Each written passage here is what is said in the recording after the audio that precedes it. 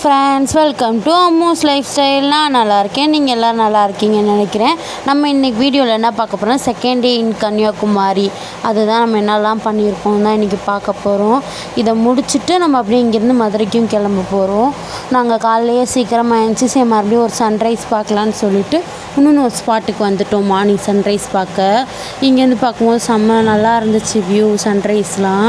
நீங்கள் வேணால் கொஞ்சம் தான் அந்த வியூஸ் பாருங்களேன். அதுக்கப்புறம் அதை முடிச்சுட்டு நாங்கள் வடை சாப்பிட்டோம். வடை அப்புறம் ஒரு கப் காஃபி குடிச்சிட்டு அங்கேருந்து நாங்கள் ரூம் வெக்கேட் பண்ணிடலான்னு சொல்லிட்டு வெக்கேட் பண்ண போயிட்டோம். வெக்கேட் பண்ணிவிட்டு அப்புறம் நாங்கள் ரயில்வே ஸ்டேஷன் போகலான்னு சொல்லிட்டு பஸ்ஸுக்கு வெயிட் பண்ணிகிட்டு இருந்தோம். அப்புறம் பஸ் வந்ததுக்கப்புறம் ரயில்வே ஸ்டேஷனுக்கு கிளம்பிட்டோம். கன்னியாகுமரியிலேருந்து நாகர்கோவில் ரயில்வே ஸ்டேஷனுக்கு தான் போய்கிட்டு இருக்கோம். அங்கேருந்து 1 hour தான் இருந்துச்சு.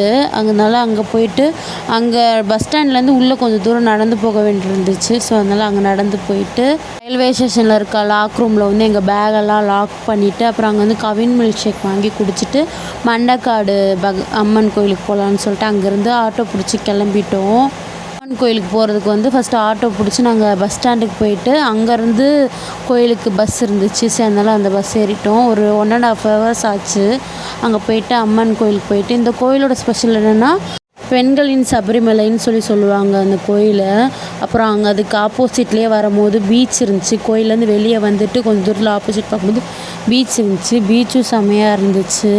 ஸோ அதனால் பீச்சில் நின்று நல்லா ஃபோட்டோலாம் எடுத்துகிட்டு அப்புறம் மறுபடியும் பஸ் ஸ்டாண்டுக்கு வந்தோம். பஸ் ஸ்டாண்டில் வந்து பழம்புரி விற்றுட்ருந்தாங்க. பழம்புரி வாங்கி சாப்பிட்டுட்டு பஸ் டிப்போக்கு போகலான்னு சொல்லிட்டு பஸ் ஏறிட்டோம். அங்கேருந்து போய் பஸ் டிப்போக்கு போயிட்டு பஸ் டிப்போவில் வந்து நாங்கள் வந்து ரயில்வே ஸ்டேஷன் போகிறதுக்காக மறுபடியும் இன்னொன்று பஸ் ஏறிட்டோம். அங்கே போய் ரயில்வே ஸ்டேஷன் 1 hourக்கு முன்னாடியே நாங்கள் போயிட்டனால அதனால் நல்லா வெயிட் பண்ணிகிட்டு இருந்தோம். வெயிட்டிங் ரூம் நல்லா வசதியாக தான் இருந்துச்சு. எல்லாருமே அங்கே வந்து வெயிட் பண்ணிட்டு தான் இருந்தாங்க. உள்ள ரெஸ்ட் ரூம் வசதி எல்லாமே இருந்துச்சு.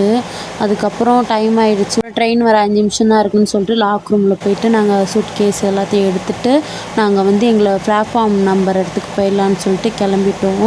நாங்கள் வந்தே பாரத் ட்ரெயின் தான் புக் பண்ணியிருந்தோம், நாகர்கோவில் டு மதுரைக்கு போகிறதுக்கு. அப்புறம் ட்ரெயின் வந்ததுக்கப்புறம் க்ளீன் பண்ணுறதுக்கு கொஞ்சம் டைம் எடுத்ததுக்கப்புறம் எல்லோரையும் ட்ரெயினில் ஏற சொல்லிட்டாங்க. அப்புறம் ட்ரெயின் ஏறிட்டோம். இதான் ஃபஸ்ட் டைம் நான் வந்தே பாரத் நான் யூஸ் பண்ணுறது. நல்லா இருந்துச்சு. அந்த இது ரொம்ப சீக்கிரமாக டைமிங் ரொம்ப சொன்ன டைமிங்லேருந்து ஒரு 10 minutes தான் லேட்டாக எடுத்தாங்க ட்ரெயின். அப்புறம் ட்ரெயின் கிளம்பிடுச்சு. அதுக்கப்புறம் கிளம்புன ஒரு 1/2 hourலேயே ஸ்நாக்ஸ் கொடுத்தாங்க.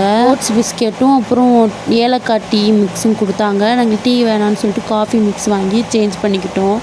அதுக்கப்புறம் மறுபடியும் ஒரு 1 மணி நேரம் கழித்து மறுபடியும் ஒரு ஸ்நாக்ஸ் கொடுத்தாங்க. இதெல்லாம் தான் அந்த ஸ்நாக்ஸில் இருந்துச்சு.